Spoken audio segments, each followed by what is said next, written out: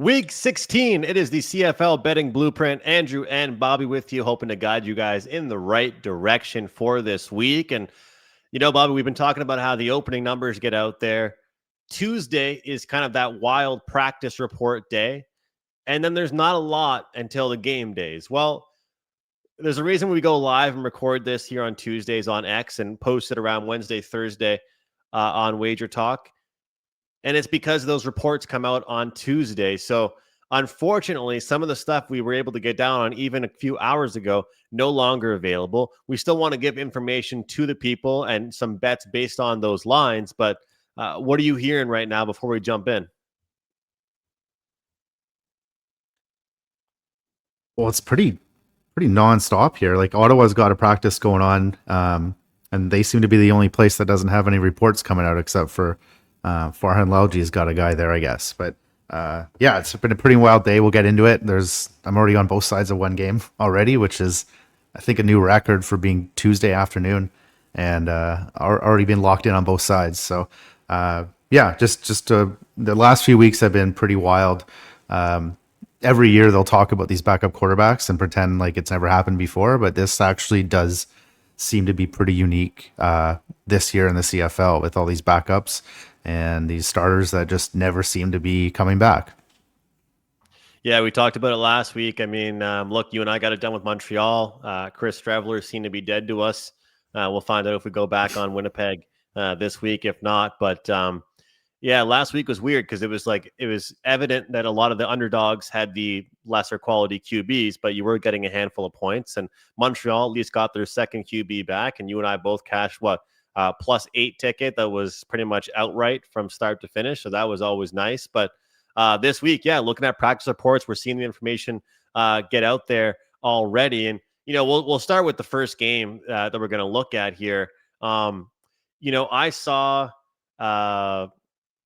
-125 number, Bobby. That's what I saw here on Montreal. This was on the money line, is what I saw earlier. So this is what's funny. The opening number on the odds logic page is going to tell you -5.5. FanDuel had 3.5. It can't be the opening number, guys, because I sent out -3.5 to clients this afternoon. And before it was 3.5, it was what, Bobby? 1.5 or 2.5, and then slowly and surely it grew and grew and grew. Some sites had 2 for sure. Yeah, and then so now the settling numbers seems to be like, look at the FanDuel one, like 2.5, 3.5. Some of those are behind potentially, but the moral of the story here, guys, is that it's now a touchdown, and we know why, because it's looking like it won't even be a number 1 or number 2 string for Toronto, and then you got the health of Montreal just getting better and better every week. It's funny, Bobby. We said Montreal. They've got the talent. They have the receivers.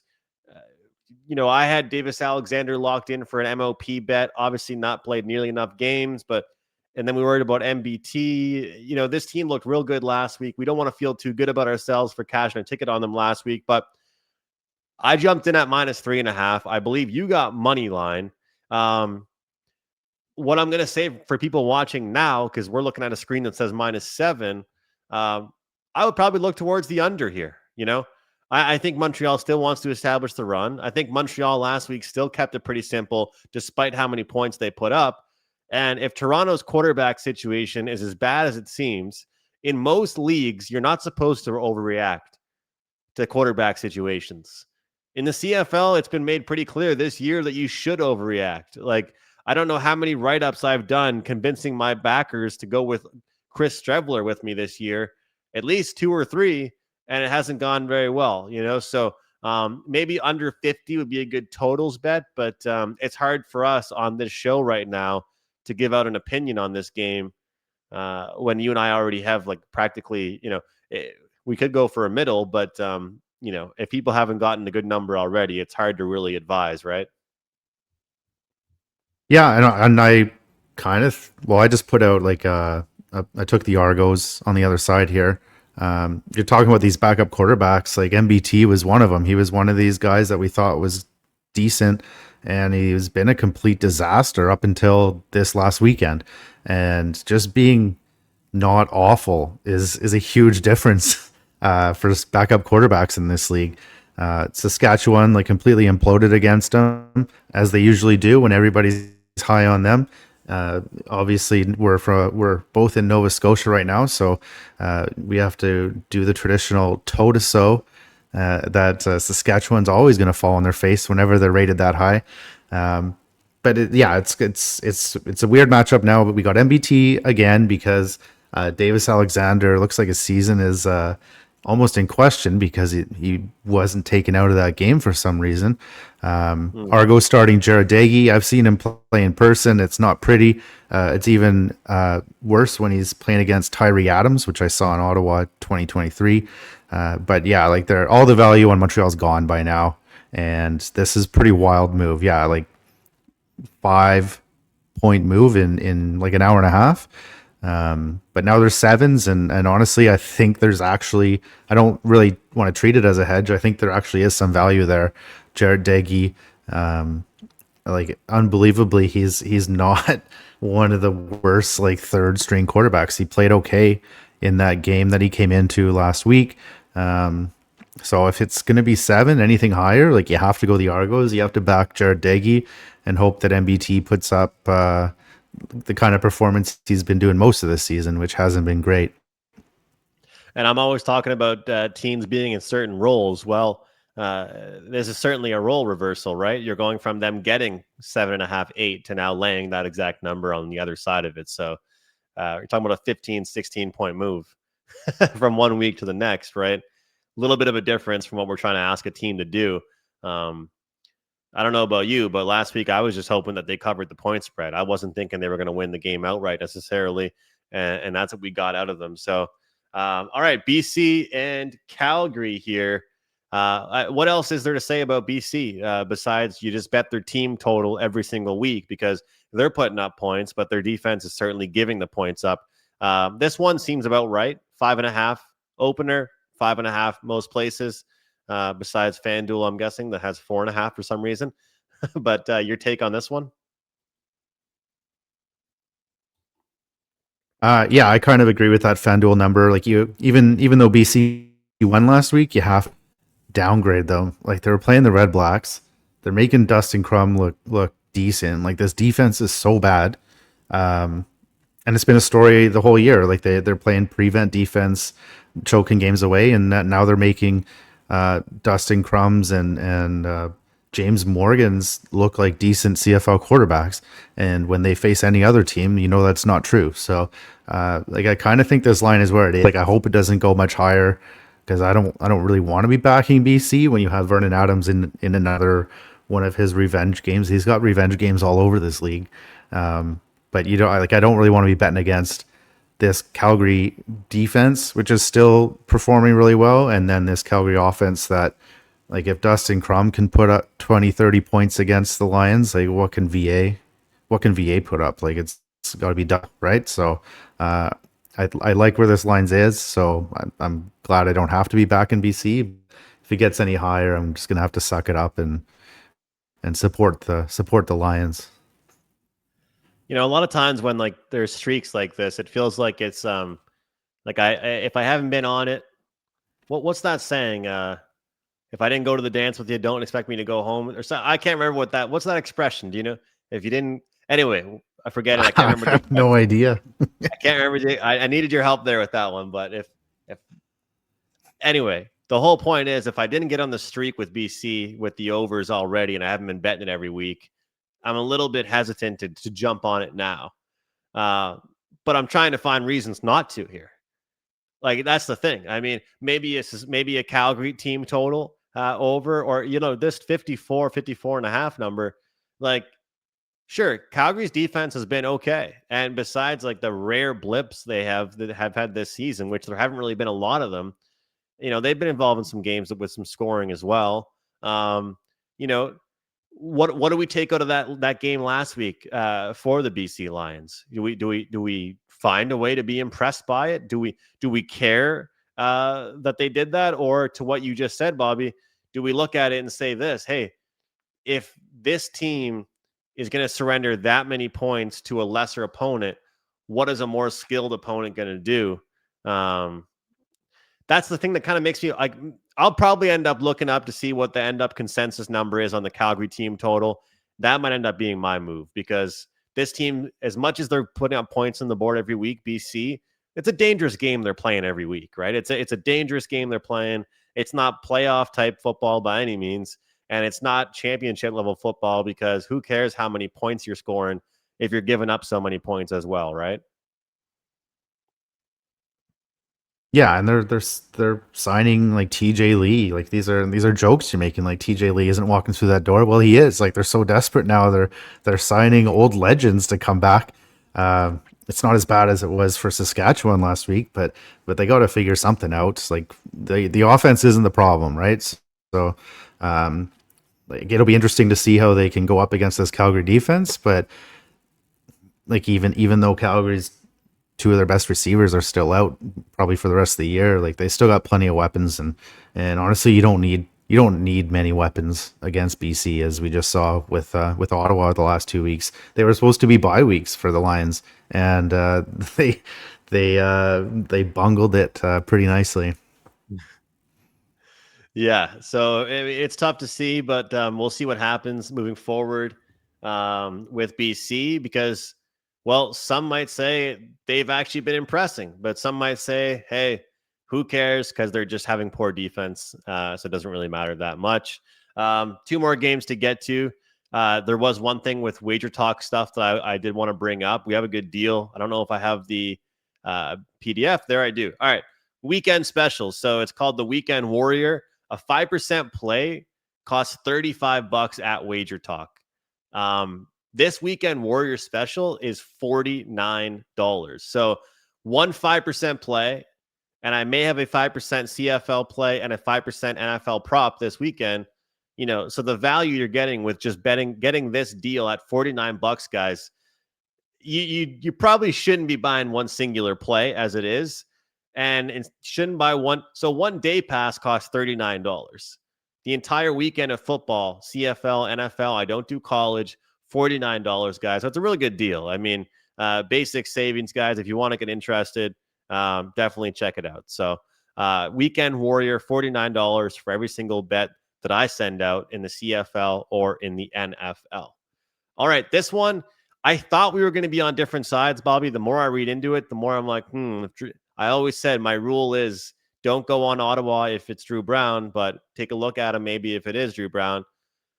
You got to be one sick creature to want to lose with Winnipeg one more time. And I thought about being that guy again. Can you convince me not to? Yeah, absolutely. Like, so they paraded Zach Collaros out today, and this is classic like Mike O'Shea kind of garbage that he'll play it coy all day, and you have to wait for the injury report to come out in an hour and say that Collaros still has a head injury, right? He's sticking with Streveler. He's loyal to his guys, which is great in some cases, but honestly, like even the Bomber fans are growing tired of him, right? You got a guy on the bench in Wilson that like you've had him for 3 years. You refuse to put him in the Grey Cup. You put in Streveler with like a broken hand, or not Streveler. Put in Collaros with a broken hand because you thought that was your better chance of winning. So no real faith shown in the guy, but like go and let the guy fail, right? Like you're playing the Red Blacks. It's a kind of a meaningless game. There's still a good chance to sneak in the 3rd seed in the West. There's still a good chance of a crossover. So I don't know what they're doing in Winnipeg. The post-game shows are definitely more entertaining now that they're actually mad. They're not just patting themselves on the back over and over. It becomes pretty obnoxious, but yeah, like nothing to like for the Bombers. So Farhan Lalji reports that Drew Brown is taking first team reps. I haven't seen anybody actually report it from practice, but like he's got his guys all around, right? So I just gave out Ottawa at a money line. I think it's moved to 2.5 now. Maybe a little bit of value in that, but anything like I think this is honestly, if it's Drew Brown versus Chris Streveler, it's going to be like a 3.5 for Ottawa. So worst case, it's Dustin Crum and you got some sort of 50-50 bet on the money line, but yeah, back in Ottawa. And again, this is Ottawa. It's only a half unit. They're not a serious team. They don't deserve a serious bet. And they actually, so this is what I thought we were going to be talking about this week. was this spot. We talked about the spot that Saskatchewan was in Yes. going into the bye. I used And you on game show. Ottawa. I shouted you out. I gave you credit. I Oh, was okay. like, oh, Nice. are me and Bobby going to be on Winnipeg this week? And then I saw your tweet. Yeah. So it's 3-16 teams going into the bye have gone this year against the spread. And Ottawa's going into the bye. The other interesting thing there is that 2 of those 3 wins were the Riders, who basically like imploded last week and proved the formula, right? So despite all of this, I'm going up against the 3-16 trend. This trend is not my friend, I guess, is what they say on Wagertalk. But there's just too much. There's too much piled up against the Bombers here to back them. So it's Ottawa. It's a half serious bet on Ottawa for the half serious team. Is there a world we see Collaros versus Drew Brown? If there is, like, is he? I don't even know if he's an above average quarterback anymore. Like they're punishing this guy. Yeah, and even when he's healthy, right? So it's not looking good. He's taken 2 bad hits. Like, this was what everybody was worried about 5 years ago when he was kind of bouncing around between Saskatchewan and Winnipeg. He's stayed pretty healthy, but yeah, it's head injuries, right? So hey, like, it's up to him if he wants to play. I'm not hot take telling an athlete what to do, but I'm not interested in backing him the first game back from this. And honestly, like, I think one of the reporters there said he's doing like the practice that your 3rd or 4th string quarterback would do. So okay. I'd be surprised if he dresses. So I think it's pretty sure it's going to be Streveler, and you're hoping that Drew Brown's there and you got some value, at least if you got a number less than 3.5. Might sound crazy, but I'm just going to go with the under in this one. The second I thought about Winnipeg, and I know I said I wouldn't, Drew Brown being in is way different than any backup that Ottawa has to roll out. I still think this is going to be like, this is one of the bigger weeks that we've seen for Winnipeg in a long time. And I know it sounds like I'm exaggerating, but like, man, I haven't seen Winnipeg go through it like they're going through it right now. And like, I literally can't remember how long, like maybe 5-6 years. Like, this is a team that's been to the Grey Cup pretty much every year over the last 5 years. And now, now they're underdogs against the Ottawa Red Blacks here. What's going on, and sometimes you got to listen to what's going on and see with the games. And you and I watching Chris Streveler, that one, what a Friday night that was, man. I'll tell you what, that was a nice way to start off the weekend. But I think that, not that they do this really, but I think that they're just going to baby him. Like, I really think they're going to baby him when they get drives. When I was talking with Gabe today, he literally said, he's like, man, Dustin Crum is just as good as Chris Streveler now. Like, they had this guy in the NFL practice rosters, like, this guy is scared to throw farther than 15 yards. So because of that, I'm hoping for some longer drives. I'm hoping that Ottawa runs the ball, and I'm hoping that Drew Brown doesn't just light it up in his first game back. Let's not forget, he hasn't been healthy lately either. So I'm talking myself into some unders this week. We'll see what can happen here. I have a feeling that the ones that go under this week will be a little sweaty, but the ones that go over might fly over. But I think Winnipeg, Ottawa could be a kind of a sneaky under 50 spot. Wouldn't mind getting some of that Ottawa poor weather. We'll monitor that, but wouldn't mind some rain in Ottawa for this one. Under 50 for me. Bobby says, fool me once, can't fool me twice with Winnipeg. He's going against them this week. Edmonton, Hamilton. Number was 5.5, then now 6 everywhere. When it ultimately comes down to it, Bobby, back-to-back weeks on the East Coast here for Edmonton, and 14-3 were they up last week at halftime, or 14-2? Yeah, they were up quite a bit at halftime regardless. They still end up covering the point spread, which you capitalized on.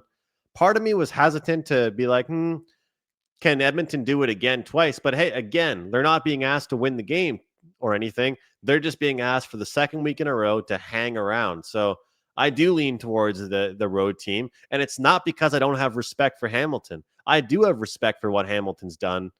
It's more so just simply put, I don't really think they're a team that I want to see consistently laying points like this. So are you going to go back on Edmonton again?